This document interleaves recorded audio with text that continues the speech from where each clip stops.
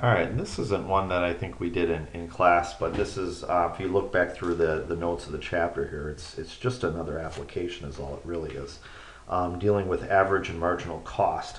So on number 22, we're supposed to find the average cost and marginal cost functions, determine the average and marginal cost when x equals a, and interpret the values in part B. So this actually, in my mind, is actually far easier than some of the stuff we've been doing. Um, so looking at this, the average cost function, so AS for the average cost and marginal cost functions. So for average, we do this C bar of X. So the average cost, that's what that bar means, is going to be, let's see here, C of X over X, which in our case this time around is going to be equal to 500 over X.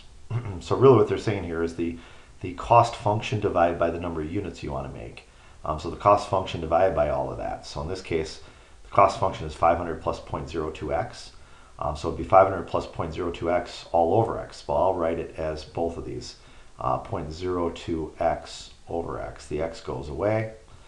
So your average cost function for this one just winds up being 500 over x plus 0.02. So that's our average cost function right there. And then we also need a marginal cost. And a marginal cost is actually, I think, even easier for you folks to calculate this. Because all the marginal cost is it's the derivative c prime of x. So it's the derivative of the cost function. So in this case, my cost function was 500 plus 0.02x. The derivative of 500 is 0.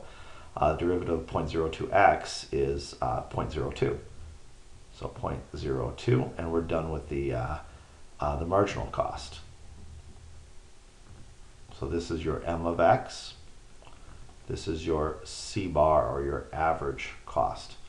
So then in part B, we need to, part B, you gotta look back at the notes here, determine the average and marginal cost when x equals a. So they give us this a equals 1,000 units. Well, that's pretty simple to solve. C bar of 1,000 equals 500 over 1,000. I'm going back to my C bar equation up here, plus 0.02. Looks like that is 0.5 plus 0.02 is 0.52 is my average cost. And what that means is that 0.52, well, we'll talk about that. Actually, part C actually asks me to do that. And then the marginal cost, m of x, equals c prime of 1,000, which in this case is, well, it's just 0.02. This is a constant right here, so there is no x value to it. So the marginal cost is 0.02. Oops, let me go forward here, 0.02. And I think C is worth talking about right now, because what C asks us to do is it says interpret the values that you obtain. What do these values mean? What C bar means is it means if we produce 1,000 items,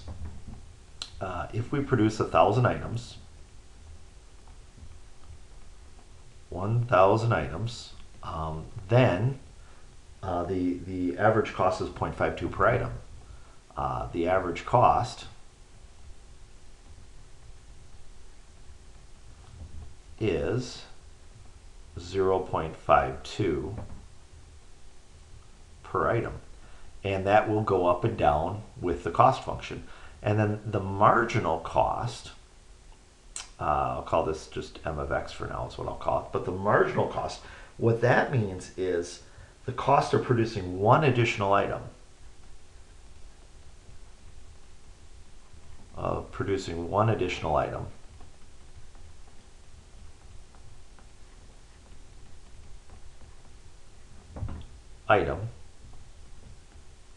Beyond that 1,000 is 0.02. 0.02 per item. So, and you might say, well, what does this actually mean? Well, the reason why this average cost might be so much higher is To produce that first 1,000 items, we may have tooling, we may have setups, all kinds of things that go into this. So to produce that first item might even cost you thousands of dollars or hundreds of dollars.